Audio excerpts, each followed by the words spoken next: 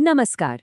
कभी सोचा है कि एक ऐसा साम्राज्य भी हो सकता है जिसका नाम एक तरफ तो लता जैसा कोमल हो और दूसरी तरफ लुटेरा जैसा खूंखार? आज हम बात करेंगे दक्षिण भारत के पल्लवों की।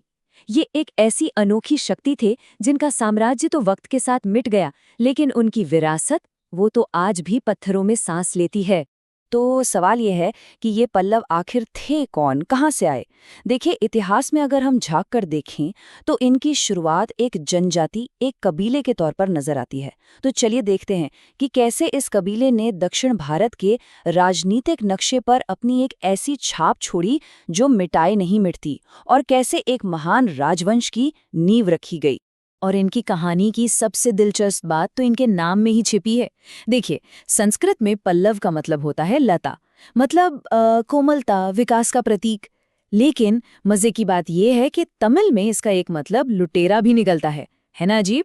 ये जो दोहरापन है, शायद ये इनके पूरे सफर को दिखाता है। मतलब एक खानाबदोश जनजाति से उठकर एक सभ्य राजवंश बनने तक का सफर। इन्होंने अपना राज जमाया तुंडई नाडु में। और जानते हैं इसका मतलब क्या है? इसका मतलब भी लताओं की भूमि ही है।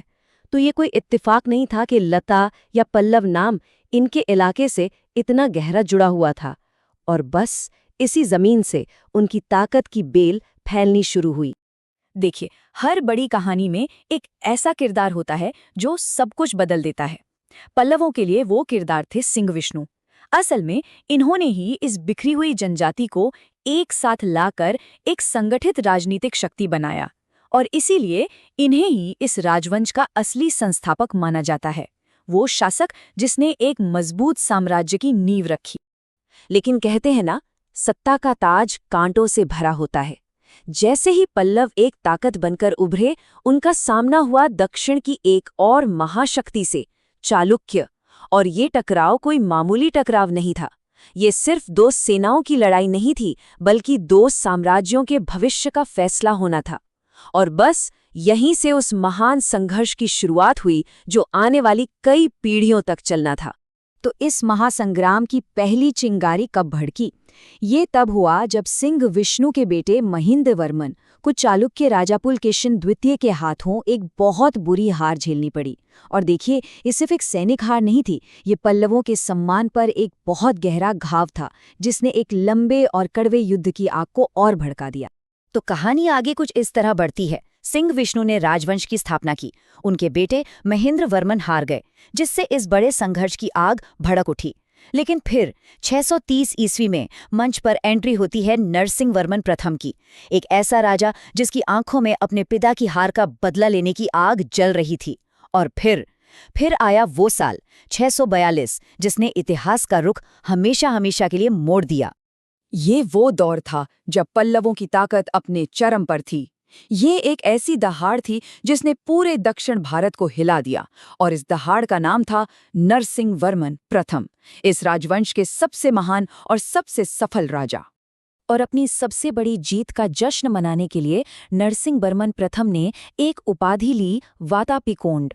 इसका मतलब था वातापी का विजेता। ये सिर्फ एक टाइटल नहीं था, ये पूरे दक्षिण भारत के लिए एक ऐलान था कि पल्लव अब अपराजेय हैं, उन्हें कोई हरा नहीं सकता। और ये ऐलान गूंजा था साल 642 ईस्वी में। ये वो साल था, वो निर्णायक साल जब पल्लवों ने ना सिर्फ अपना खोया हुआ सम्मान वापस पाया, बल्कि अपने सबसे बड़े दुश्मन चालुक्यों को घुटनों पर ला दिया। नरसिंहवर्मन प्रथम ने वो कर दिखाया था जो उस वक्त शायद असंभव लगता था।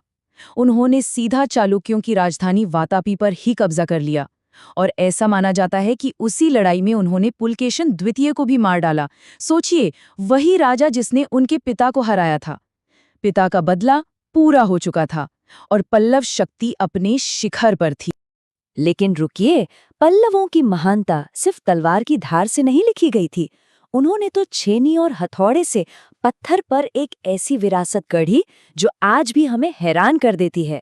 कह सकते हैं कि उनकी असली कहानी तो अब शुरू होती है।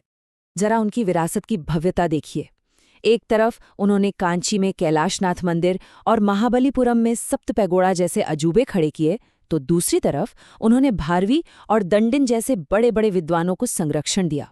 और इतना ही नहीं, उन्होंने मंदिरों के पास घटिका यानी कि शिक्षा के केंद्र भी स्थापित किए।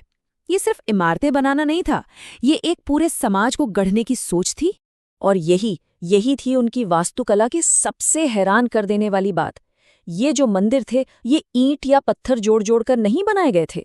नहीं, इन्हें तो पूरी की पूरी विशाल चट्टानों को तराश कर काट कर गढ़ा गया था।